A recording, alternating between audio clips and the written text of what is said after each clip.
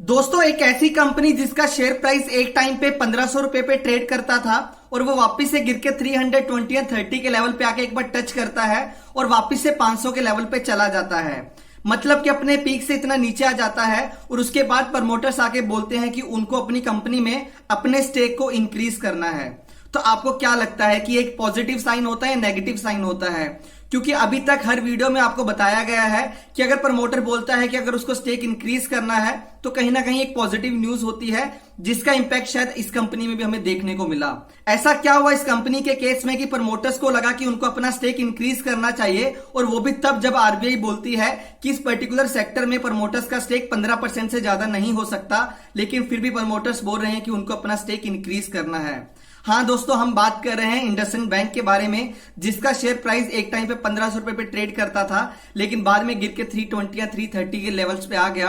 और उसके बाद जब बहुत सारी न्यूज निकल के आई बैंक से रिलेटेड और बाद में हिंदुजा ग्रुप ने यह भी बोला कि उनको अपना स्टेक इंक्रीज करना है, उसके बाद से बैंक का शेयर प्राइस वापस से भागना स्टार्ट हुआ। चलिए बात करते हैं आज इंडसइंड बैंक के बारे में, ट्राई करेंगे इसका फंडामेंटल एनालिसिस करने के बारे में और बात करेंगे कि क्या अभी भी एक अच्छी कंपनी है जहां पे आप इन्वेस्टमेंट करने के बारे में सोच सकते हैं।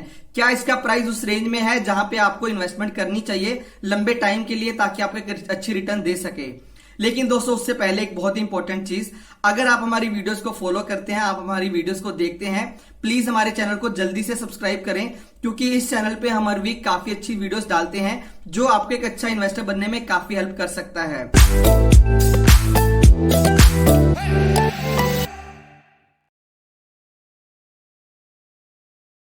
तो इसके बाद मैं स्टार्ट करता हूं आज की वीडियो। चलिए बात करते हैं इंडसइंड बैंक के बारे में। दोस्तों, अगर मैं इंडसइंड बैंक के बारे में आपको थोड़ा सा बताऊं तो इसको बैंकिंग लाइसेंस जो मिला था 1994 में मिला था, और इसको प्रमोट करते हैं बहुत ही फेमस हिंदुजा ग्रुप, जिनकी एक और कंपनी है जिसका नाम है अशोक लीलैंड, जिसके बारे में भी हमने बहुत बार बात किया है। तो आज हम बात करने वाले हैं इंडसइंड बैंक के बारे में। और इससे पहले मैं आपको थोड़ा सा बैकग्राउंड बता दूं कि बैंकिंग सेक्टर में आरबीआई बोलता है कि जो प्रमोटर हैं उनकी शेयर होल्डिंग पैटर्न में जो होल्डिंग होती है 15% से ज्यादा की नहीं हो सकती। लेकिन आपने एक न्यूज सुनी होगी कि कोटक महिंद्रा बैंक के केस में जो उनके प्रमोटर हैं उनकी शेयर होल्डिंग पैटर्न में 15% से ज्यादा की होल्डिंग है, जिसका इशू अभी तक कंटिन्यू है, जो अभी तक चल रहा है। और उसके चलते इंडसइंड बैंक ने भी बोला है कि वो अपनी शेयर होल्डिंग पैटर्न में अपने स्टेक को इंक्रीज करना चाहते हैं, इस बैंक में अपनी होल्डिंग को इंक्रीज करना चाहते हैं। जो इशू अभी आरबीआई के पास जाएगा, अगर इनको अप्रूवल मिलता है तो हो सकता है कि आने वाले टाइम में हिंदुजा ग्रुप अपने स्टेक को इस पर्टिकुलर बैंक में इंक्रीज कर ले। तो ये तो बात हुई स्टेक से रिलेटेड, और मैंने आपको एक एग्जांपल देकर समझाया कि यहां पे कितना स्टेक अलाउड होता है। अब बात करते हैं इंडसइंड बैंक के बिजनेस के बारे में। तो दोस्तों, आपको बिजनेस तो समझ में आता है किसी भी बैंक के बारे में, क्योंकि मैंने आपको बहुत बार वीडियोस में समझाया कि बैंक का बिजनेस क्या होता है। बैंक अपना पैसा लेके आता है, जो उसको सेविंग्स अकाउंट में मिलता है, करंट अकाउंट में मिलता है, जो लोग एफडी करवाते हैं उससे मिलता है, और उस सारे पैसे को बैंक आगे लेंड करता है। और जो उनको पैसा मिलता है उस पर बैंक मान लो कि 10% का इंटरेस्ट रेट पे करता है, और जो पैसा बैंक आगे लेंड करता है उसके ऊपर मान लो कि बैंक को 13% का इंटरेस्ट मिलता है। तो जो डिफरेंस होता है वो बैंक के लिए अर्निंग होती है, और वो डिफरेंस जितना ज्यादा होता है उतना बैंक के लिए अच्छी अर्निंग होती है। तो अगर मैं बैंकिंग के बारे में बात करूं तो यहां पे दो पर्टिकुलर सेट होते हैं जहां पे बैंक अपना पैसा लेंड कर सकता है। अगर मैं ओवरऑल लोन बुक की बात करूं तो बैंक अपना जो पूरा लोन देता है मेनली दो चीजों में दे सकता है। तो अगर मैं दो चीजों के बारे में बात करूं जहां पे बैंक अपना लोन दे सकता है, तो वहां पे दो इंपॉर्टेंट होते हैं। पहला कॉर्पोरेट, जो कॉर्पोरेट कंपनीज को लोन देता है बैंक, और सेकंड होता है रिटेल का, जो रिटेल में अपना बैंक जो अपना लोन डिस्ट्रीब्यूट करता है। और हाल के दिनों में देखा गया है कि बहुत बैंक्स जो कॉर्पोरेट सेक्टर में बहुत ज्यादा लेंडिंग करते थे, वहां पे बहुत से इश्यूज निकल के आए थे, क्योंकि बहुत सी कंपनीज ने डिफॉल्ट किया था अपना पैसा वापस देने में, जिसके चलते डायरेक्ट असर पड़ा था बैंक्स को भी। लेकिन रिटेल की साइड पे हमने देखा कि बहुत से बैंक्स ने अपना एक्सपेंशन करना स्टार्ट किया है, और उन्होंने अपनी पूरी स्ट्रेटेजी को चेंज करके अभी रिटेल में पैसा देना स्टार्ट कर दिया है। तो सबसे पहले मैं बात करता हूं इंडसइंड बैंक के लोन बुक के बारे में, कि इंडसइंड बैंक ने जो लोन दिया हुआ है वो ज्यादा कौन से सेक्टर में दिया हुआ है। क्या उनका ज्यादा लोन कॉर्पोरेट में है या रिटेल में है? अगर रिटेल में है तो रिटेल में भी उनके लोन बुक का डिस्ट्रीब्यूशन कैसा है? तो दोस्तों, अगर मैं फाइनेंशियल ईयर 18 की बात करूं तो तब 60% जो इनकी टोटल लोन बुक थी वो इनका कॉर्पोरेट सेक्टर में था। मतलब कि 100 रुपीज में से 60 रुपए का loan IndusInd bank financial year 2018 में कॉर्पोरेट सेक्टर को देता था, और सिर्फ 40% लोन अपना रिटेल सेक्टर को देता था। अगर मैं दिसंबर 2019 के क्वार्टर की बात करूं तो इस क्वार्टर में जो बाइफर्केशन निकल के आता है उसमें हमें पता चलता है कि इंडसइंड बैंक ने अपनी पूरी स्ट्रेटजी चेंज कर दी है। जो एक टाइम पे 60% तक अपना पूरा लोन कॉर्पोरेट सेक्टर को देता था, वो परसेंटेज आज कम होकर 46% पे आ गया है। मतलब करंटली जो अभी ओवरऑल लोन बुक है इंडसइंड बैंक का, उसमें से ज्यादा डिस्ट्रीब्यूशन अप टू 55% जो उन्होंने लोन दिया हुआ है वो उन्होंने रिटेल सेक्टर में दिया है, और 46% जो उन्होंने लोन दिया है वो कॉर्पोरेट सेक्टर में दिया हुआ है। तो दोस्तों अगर हम इंडसइंड बैंक के टोटल लोन बुक की बात करें तो इनका जो टोटल लोन बुक है वो है 2,07,000 करोड़ का। अब मैं आपको बताता हूं कि इनका जो कॉर्पोरेट और रिटेल में है वहां पे भी इन्होंने अपना पैसा कैसे डिस्ट्रीब्यूट किया है। जैसे कि आप मेरी स्क्रीन में देख सकते हैं, यहां से आपको पता चलता है कि टोटल लोन बुक जो इंडसइंड बैंक का है वो कहां पे कैसे डिस्ट्रीब्यूटेड है। तो यहां से पता चलता है कि जो सबसे ज्यादा इन्होंने पैसा अपना डिस्ट्रीब्यूट किया है वो व्हीकल फाइनेंस में किया है, जहां पे 28% है, नॉन व्हीकल रिटेल में 16% है, और माइक्रो फाइनेंस जो कि हाल के दिनों में बहुत फेमस हुआ था, जहां पे काफी बैंक्स भी निकल के आए थे, जहां पे इन्होंने इस सेक्टर को टारगेट करना स्टार्ट किया था, जैसे कि बंधन बैंक, जैसे कि उज्जीवन स्मॉल फाइनेंस बैंक। तो इस सेक्टर में भी इंडसइंड बैंक टारगेट करता है ऑडियंस को, और यहाँ पे इनका टोटल लोन बुक का 10% जो इनका लोन है वो इस सेक्टर में गया हुआ है। अगर हम कॉर्पोरेट्स की बात करें तो लार्ज कॉर्पोरेट्स को 25% और मिड साइज कॉर्पोरेट्स को 19% तक का इन्होंने अपना लोन बुक डिस्ट्रीब्यूट किया है।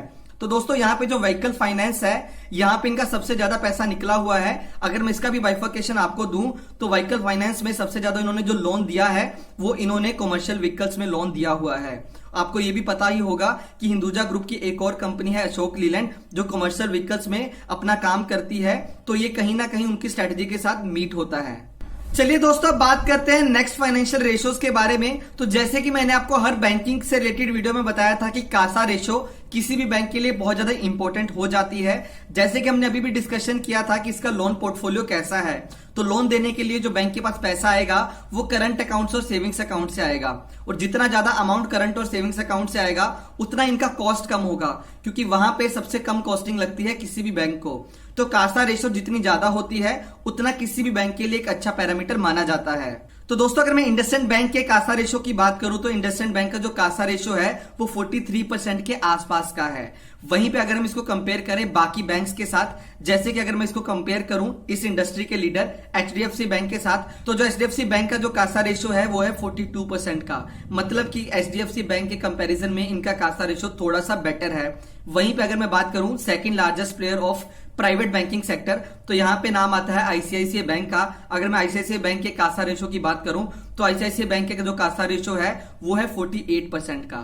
तो मतलब कि इनका कंपेरेबल है बड़े बड़े प्लेयर्स के साथ, लेकिन आईसीआईसीआई बैंक के कंपैरिजन में इनका कासा रेशो थोड़ा सा कम है। चलिए दोस्तों इसके बाद हम बात करते हैं सेकंड इंपॉर्टेंट पैरामीटर की, जिसका नाम है नेट इंटरेस्ट मार्जिन। तो नेट इंटरेस्ट मार्जिन बताता है कि अगर कंपनी 10% पे बोरो करती है और आगे कंपनी जो सारा पैसा लेंड करती है, जो उनका टोटल लोन पोर्टफोलियो है वहां से उनको 13% का अगर रिटर्न आता है, तो जो डिफरेंस होता है वो इनका नेट इंटरेस्ट मार्जिन होता है। तो वो जितना ज्यादा होता है उस कंपनी के लिए उतना ज्यादा बेटर होता है।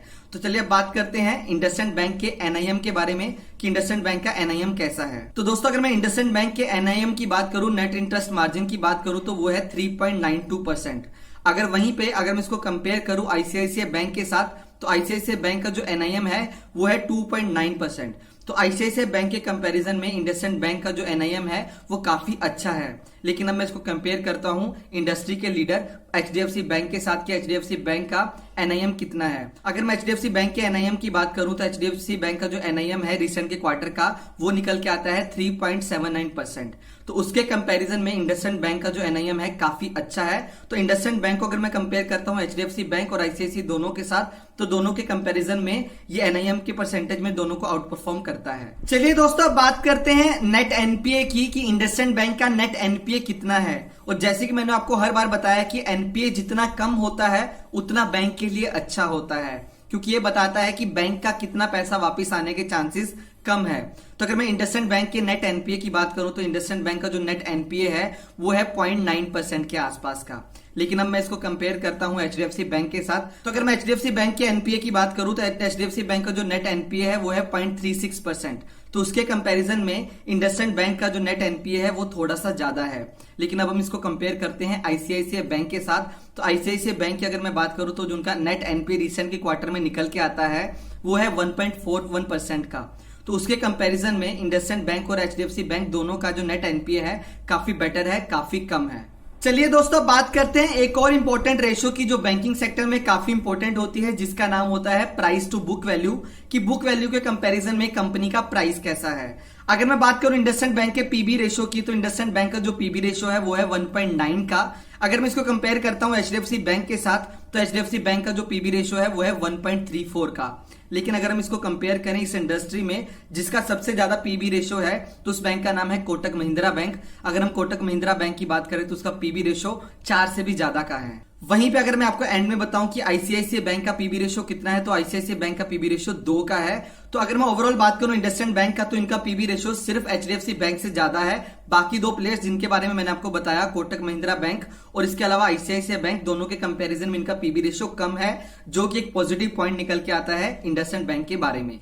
लेकिन सिर्फ आपको ये पैरामीटर देख के इन्वेस्टमेंट करने के बारे में नहीं सोचना चाहिए, आपको ओवरऑल रिसर्च करने के बाद ही डिसाइड करना चाहिए कि आपको इन्वेस्टमेंट करना है या नहीं करना। तो दोस्तों, ये थी वीडियो आज की हमारी इंडसइंड बैंक के ऊपर, जो प्योरली एजुकेशनल पर्पस के लिए बनाई गई थी। हम कहीं पे भी किसी भी स्टॉक को बाय एंड सेल करने का बिल्कुल भी रिकमेंडेशन नहीं देते। और जो हमने पैरामीटर्स आपको बताए थे, सिर्फ इसको बताने का सिर्फ एक ही पर्पस था कि आप इन पैरामीटर्स का यूज करके अपने आप को अपडेट रख सकें, आप एक इन्फॉर्म डिसीजन ले सकें कि आपको कौन सी कंपनी में इन्वेस्टमेंट करना है। अगर आपको एक अच्छा बैंक चूज करना है, तो ये पैरामीटर्स आपको डेफिनेटली एक अच्छे बैंक में इन्वेस्टमेंट करने में काफी ज्यादा हेल्प कर सकते हैं। अगर आपको ये वीडियो अच्छी लगी तो इसको लाइक करें, कमेंट करके बताएं कि आपका फेवरेट बैंक कौन सा है जिसमें आप इन्वेस्टमेंट करने के बारे में सोच रहे हैं या आपने इन्वेस्टमेंट किया हुआ है।